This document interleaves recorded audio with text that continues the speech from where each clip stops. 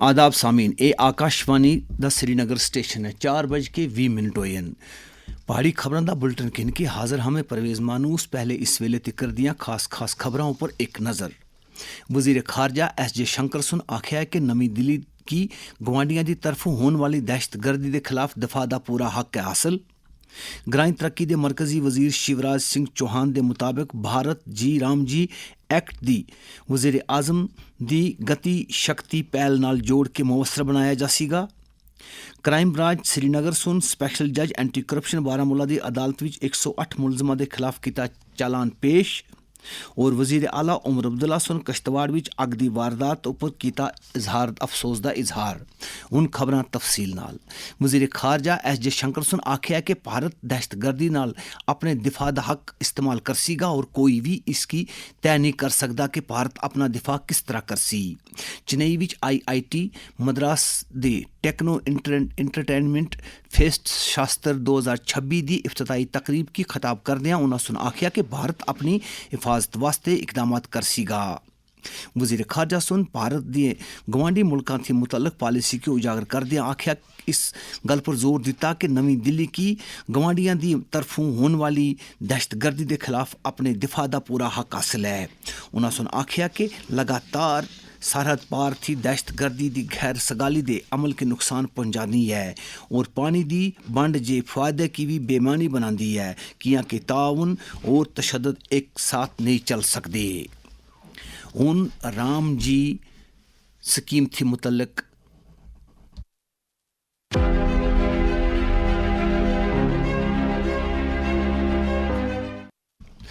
हाल ही विच मुतारफ किए गए कानून विकसित भारत रोजगार गारंटी और आजीविका मिशन ग्रामीण दा अवामी सतह पर वसी खैर मकदम किया जा रहा है। इस सिलसिले विच पूरे मुल्क दे नाल नाल जम्मू कश्मीर दियां मुख्तलिफ हिस्सों में रहने वाले लोगों सुन इस नवे कानून की अपने अपने अंदाज नाल पजीराई की है। सांबा जिले के एक शहरी शशिपाल वैद दा मनना है कि इस नाल जवाबदेही यकीनी बनसी और ग्रामीण आबादी की फायदा होसीगा। सबसे बढ़िया बात यह है कि इसमें अब गफला कोई नहीं हो सकता, किसी भी स्तर पर कोई नहीं हो सकता गफला। क्यों नहीं हो सकता?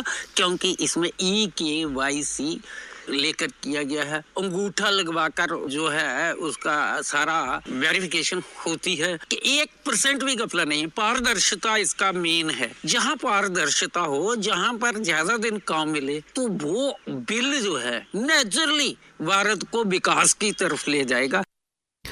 उधर उधमपुर जिले के पत्नीटाप नाल ताल्लुक रखने वाले अशोक कुमार कम दियां त्याड़े की 100 थी बधा के 105 त्याड़ी कदम की नहायती खुश आइंदे करार दिता है। मैं सभी लोगों तक पहुंचाना चाहता हूं जो कि पहले नरेगा में 100 दिन का रोजगार था, अब नया मोदी सरकार ने एक बिल पास किया है जी राम जी, और जिसमें 100 दिन से 125 दिन कर दिए गए हैं। और हम गरीबों के लिए 25 दिन बहुत मायना रखते हैं और हम मोदी सरकार जी का अपने दिल से शुक्रिया अदा करते हैं।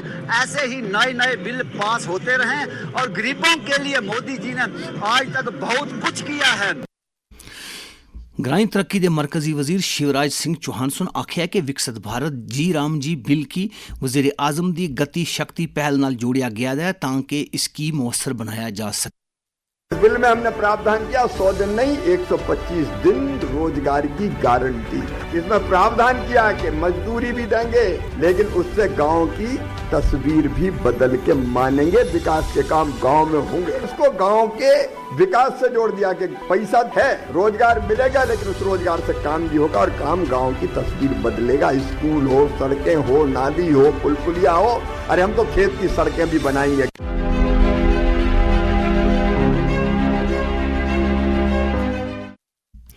क्राइम ब्रांच कश्मीर दी इकनॉमिक्स ऑफिसर्स विंग सुन बांडीपुरा जिले विच बिजली महकमे दे इलैक्ट्रॉनिक डिवीजन सुंबल विच बड़े पैमाने पर सरकारी रकूमात दी खुर्द बुर्द और गैर कानूनी तौर सरकारी नौकरियां फराहम करने दे स्कैंडल की सामने लियांदियां 108 मुलजमां दे खिलाफ स्पैशल जज एंटी करप्शन बारामूला दी अदालत विच चार्जशीट दाखिल की है।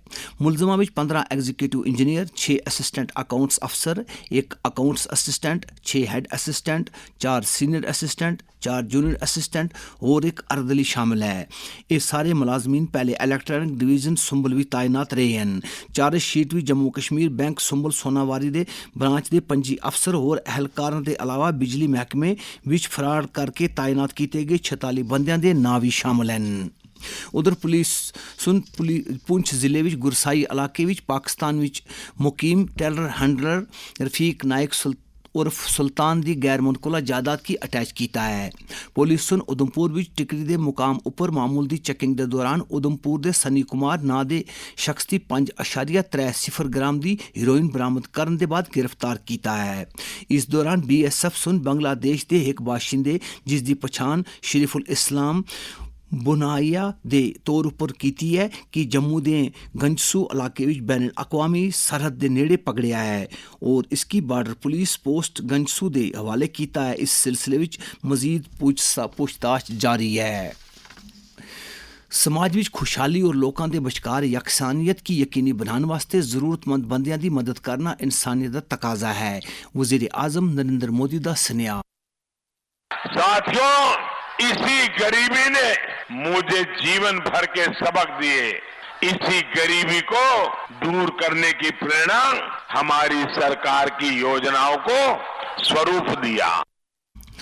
किसी भी समाज का आसूदा हाल तबका इस जिमन विच एक मुस्बत ते ठोस रोल अदा कर सकता है। इस बारे विच वादी दे एक मारूफ ड्रामा आर्टिस्ट मलिक मुश्ताक अहमद सुन आकाशवाणी न्यूज़ श्रीनगर दे नाल गल करदे आखिया,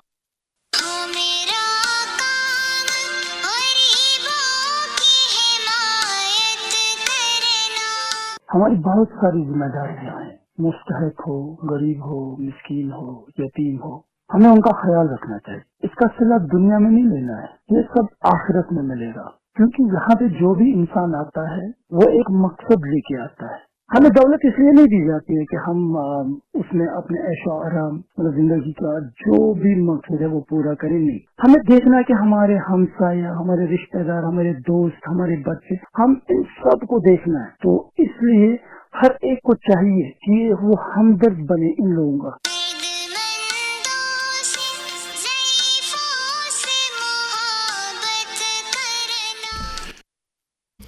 वज़ीर आला उमर अब्दुल्ला सुन कश्तवाड़ विच रोनमा हुई दी अग दी वारदातों पर अफसोस का इजहार किया है।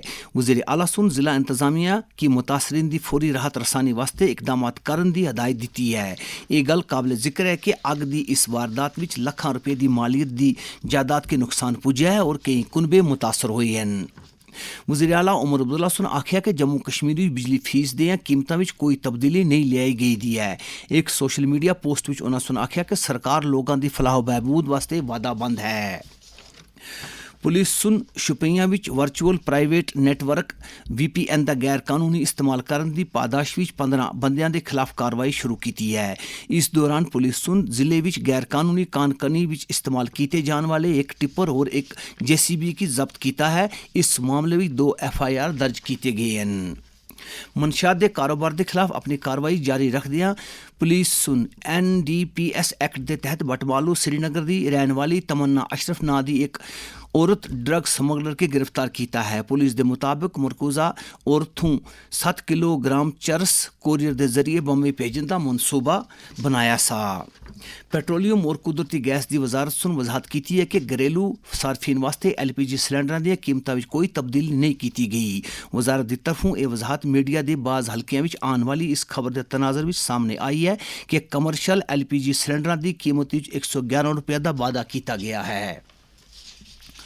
मरकजी सरकार सुन इलैक्ट्रॉनिक्स कल परजियां दी मैन्युफैक्चरिंग स्कीम के तीजे मरहले के तहत 22 नवे प्रोजेक्टों की मंजूरी दी है, जिस विच 41,863 करोड़ रुपए का सरमाया शामिल है। इन प्रोजेक्टों के तहत 11 मुकर्रर किए गए निशानात मरहलेवार मसनूआत की तैयारी का अहाता किया जाएगा, जिस विच मोबाइल मैन्युफैक्चरिंग, टेलीकॉम, सार्फिन थी मुतलक इलैक्ट्रॉनिक चीज़ां, स्ट्रेटजिक इलैक्ट्रॉनिक्स, ऑटोमेटिव और IT हार्डवेयर शामिल हैं।